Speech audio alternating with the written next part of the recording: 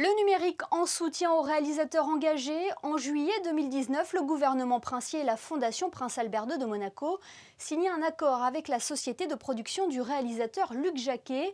Oscarisé pour La Marche de l'Empereur, le cinéaste engagé n'était plus en mesure de produire ses films environnementaux de la même manière qu'avant.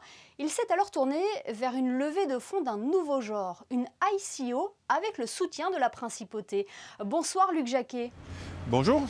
Ce type de financement innovant, c'est la solution pour pouvoir continuer de produire vos réalisations? Moi, je pense que c'est la solution. Je pense que le système de financement du cinéma arrive à bout de souffle dans le modèle avec lequel il a survécu pendant des dizaines d'années et qui avait fait sa robustesse. Aujourd'hui, la révolution numérique est ici. Je pense qu'il faut aussi trouver des systèmes de financement qui soient justes avec les investisseurs, c'est-à-dire que les gens puissent gagner de l'argent avec ce qu'on produit. Je pense que le cinéma ne suffit plus. Aujourd'hui, il faut faire des bouquets. C'est tout le modèle d'Icebreaker, c'est-à-dire une expédition qui garde les droits de ces images et qui lui permet de faire des films de cinéma, certes pour le prestige, mais aussi des expositions immersives. On a vu que c'est quelque chose qui fonctionnait très bien.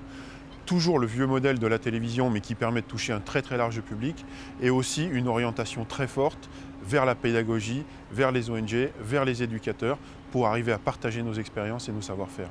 Alors concrètement, comment marche ce type de financement? On le nomme ICO, c'est une émission de jetons, c'est ça? Oui, alors en l'occurrence, c'est l'opportunité monégasque avec la digitalisation de l'économie qui nous a amenés à travailler ici, avec le soutien très fort du gouvernement et de la Fondation.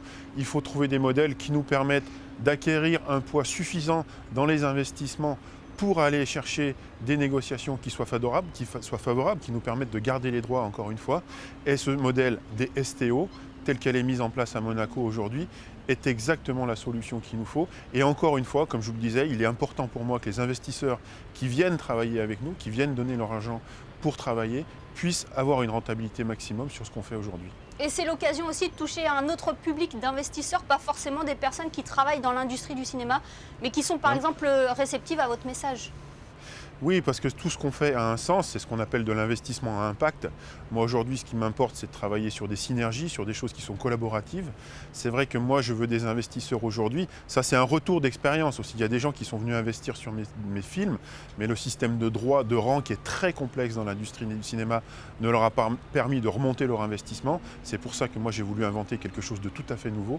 Comme je vous le disais, quelque chose qui soit fair avec les investisseurs et qui les motive à investir, puisque moi j'ai besoin d'argent pour faire mes films, il est normal que des gens puissent aujourd'hui profiter de cette rentabilité-là. Et est-ce que cela fonctionne, Luc Jacquet? Combien avez-vous réussi à lever depuis la création de Icebreaker en 2019? Là, on vient d'avoir juste le modèle, puisqu'on vient d'avoir juste le label qui a été décerné à Monaco, puisque c'est une loi qui a été longue à écrire. Évidemment, c'est des modèles qui sont innovants.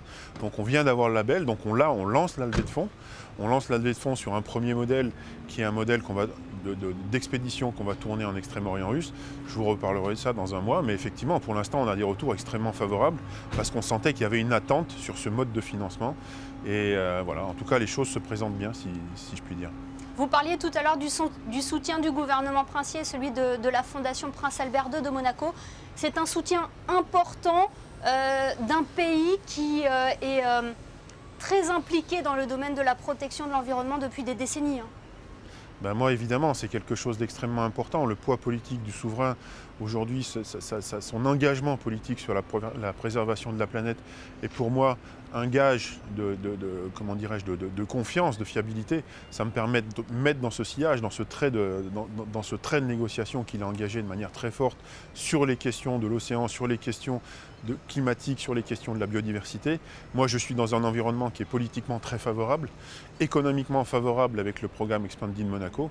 Donc c'est pour ça qu'ici, on a toutes les conditions pour réussir, si je puis dire. Et on l'a bien compris, Luc Jacquet, ce n'est pas parce que vous changez votre mode de financement que vous abandonnez pour autant votre premier objectif qui est de sensibiliser à la sauvegarde de notre planète. Oui, mais c'est un modèle, j'espère, j'aime pas cette formule, mais qui est gagnant-gagnant, c'est-à-dire qu'on va faire des très beaux films à un niveau international. Pour moi, cette qualité, elle est essentielle aujourd'hui à conserver et elle nécessite une forme d'investissement. Ce qui n'exonère pas finalement, ce qui ne nous empêche pas d'avoir un impact, d'avoir un message politique, de passer des valeurs, de passer de l'émerveillement. Et ça, c'est quelque chose de très important pour moi. J'ajouterai aussi de la connaissance scientifique. La crise du Covid nous a montré qu'aujourd'hui, le message scientifique est très complexe à faire passer.